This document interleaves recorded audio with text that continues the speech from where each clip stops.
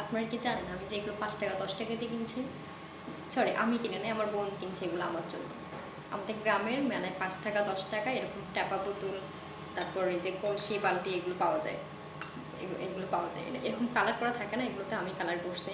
5 টাকায় 10 টাকায় যেহেতু বুঝেন তো, মানে জিনিসটা ঠিক আছে কিন্তু কালারটা হচ্ছে গ্রামের মানুষজন যেভাবে জাস্ট নর্মাল একটা কালার করে দিয়ে দেয় ওইটাই। তো ওই কালারটা আমার থেকে ভালো লাগে না। আমি এখন এগুলোকে কালকে বসে বসে সব এই শেপ দিলাম। এখন মনে হচ্ছে যে এগুলো পোড়ামাটির তৈরি, কিন্তু এগুলো পোড়ামাটির না, এগুলো হচ্ছে একরকম চীনামাটি বা কি একটা মাটি বলে ওই মাটির তৈরি। চীনামাটির ঠিক জানি না আমি চীনামাটির কিনা। আমাদের গ্রামে আমরাও ছোটোবেলায় কুমোর পাড়ার পাশেই তো কুমোরদের মাটি ছিল, বিলের মাঝখানে দেখা যায় কিছু জমি থাকে যেখানে এরকম মাটিগুলো দিয়ে নিয়ে গিয়ে তারা এই জিনিসগুলো বানায়। তো আমরা কী করতাম, সেই জমি থেকে মাটিগুলো চুরি করে করে নিয়ে আসতাম, নিয়ে এসে বিভিন্ন ধরনের খেলনা টেলনা বানাইতাম ছোটোবেলায়।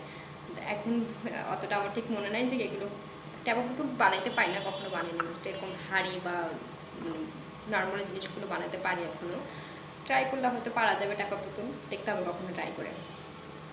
এগুলোকে তারপর আমি কালকে রাতে বসে বসে এগুলোকে সব পোড়ামাটির একটা শেপ নিয়ে আসলাম, কালার করে মনে হচ্ছে পোড়ামাটির।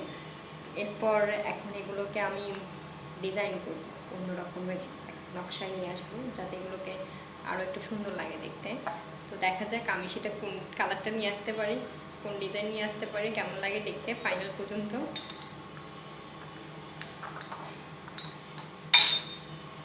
বালতি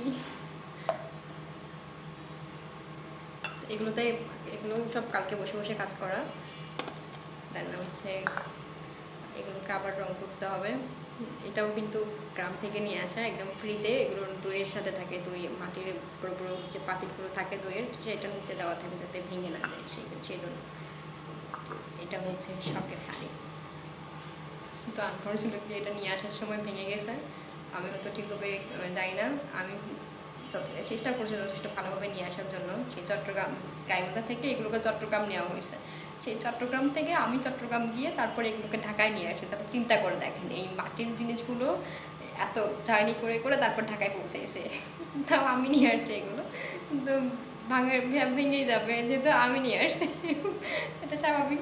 তো ভেঙে গেছে, এটা যে উপরে ধরা নিয়ে এটা ভেঙে গেছে, তারপর ঢেকি ভেঙে গেছে, ঢেকে এগুলো লাগাতে হবে পরে। কিন্তু এটার শখের হাঁড়ি দিয়ে এটা লাগানোর মতো কোনো ইয়ে নাই, এটা লাগালেও দেখা যাবে পরে এটা যদি ধরি তো বেশি জিনিসপত্র রেখে এটা ধরতে গেলে ভেঙে একদম নিচে পড়ে তারপর চুরমার হয়ে যাবে যেহেতু মাটি। তো এগুলো নিয়ে বসলাম, এগুলো ডিজাইন করতে হবে, এটাই আমার কাজ। থ্যাংকস।